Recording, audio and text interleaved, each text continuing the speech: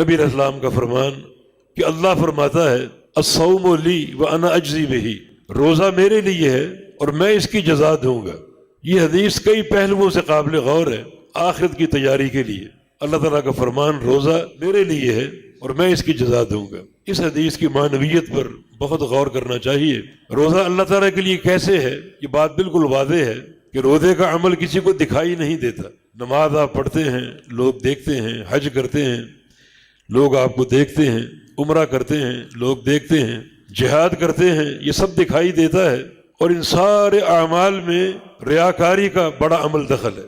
شیطان انسان کے ساتھ ساتھ گردش کر رہا ہے، وہ بندے کو نیکیوں سے روکتا ہے، اور بندہ اگر نیکیوں سے باز نہ آئے تو پھر وہ اس کے عمل کو ضائع کرنے کی کوشش کرتا ہے، اور ضائع کرنے کے لیے اس کے پاس سب سے بڑا ہتھیار جو ہے وہ ریاکاری کا وار ہے کہ ریاکاری بندے پر کھول دیتا ہے اور ظاہر کر دیتا ہے، اور بندہ ریاکاری کے جال میں پھنس جاتا ہے اور اپنے عمل کو برباد کر بیٹھتا ہے۔ کیونکہ ریاکار انسان جب قیامت کے دن آئے گا گو وہ نیکیوں سمیت آئے گا، مگر اس کا حساب و کتاب نہیں ہو رہا۔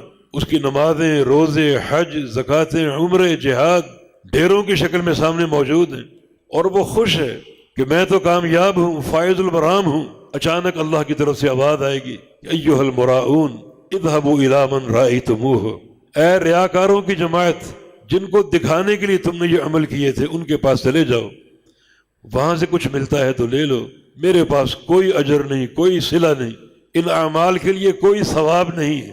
تو اس طرح شیطان بندوں کے عمل کو برباد کر دیتا ہے ریاکاری کا وار کر کے۔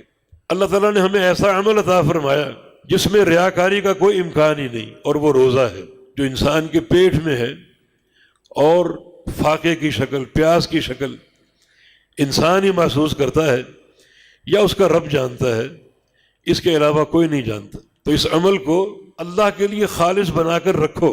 کچھ لوگوں کو شوق ہوتا ہے اپنی بھوک اور پیاس کا ڈھنڈورا پیٹنے کا، جناب رات کو سحری نہیں کر سکے، آنکھ نہیں کھل سکی، بڑی بھوک لگ رہی، بڑی پیاس لگ رہی۔ اللہ کے بندو، یہ اللہ کا راز تھا جس کو آپ نے توڑ دیا اور افشا کر دیا، خود ہی توڑ دیا۔ اگر یہ فاقے کا معاملہ، پیاس کا معاملہ اپنے اندر محدود رکھتے اور کسی کو نہ بتاتے کہ یہ ایک راز ہے میرے اور میرے رب کے درمیان، تاکہ اللہ تعالیٰ مجھے اس کا اجر عطا فرمائے، کتنا اجر ملتا آپ کی توقعات سے بڑھ کر، تصورات سے بڑھ کر، لیکن آپ نے خود ہی اس راز کو افشا کر دیا۔ کچھ لوگ بہانے ڈھونڈتے ہیں اپنا روزہ دار ہونا ثابت کرنے کے لیے، لباس تبدیل کر لیتے ہیں، سر پہ ٹوپی آ جاتی، ہاتھوں میں تسبیح آ جاتی، چلتے پھرتے روزے کا اشتہار بن جاتے ہیں، اور نہیں تو کچھ لوگ افطار پارٹیوں کے نام سے دھوم دھام مچاتے ہیں، اپنے روزے دار ہونے کا تصور لوگوں پر پیش کرتے ہیں، حالانکہ یہ معاملہ بہت ہی سری، بہت ہی پوشیدہ اور بہت ہی مخفی ہے۔ بعض سلف صالحین روزہ رکھ کر کہیں تنہائی میں چھپ جایا کرتے تھے، لوگوں کے سامنے نظر نہ آتے، تاکہ یہ روزہ پورے اخلاص کے ساتھ مکمل ہو جائے، اور ایسا مکمل ہو کہ جسم کے سارے اعضاء اس میں شریک ہوں اور کسی عضو کو نافرمانی کا موقع نہ ملے۔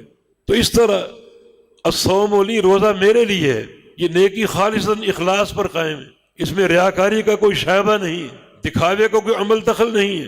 وہ انسان بہت ہی بد نصیب ہے جو ریاکاری کے مواقع پیدا کر کے اس عظیم نیکی سے محروم ہو جاتا ہے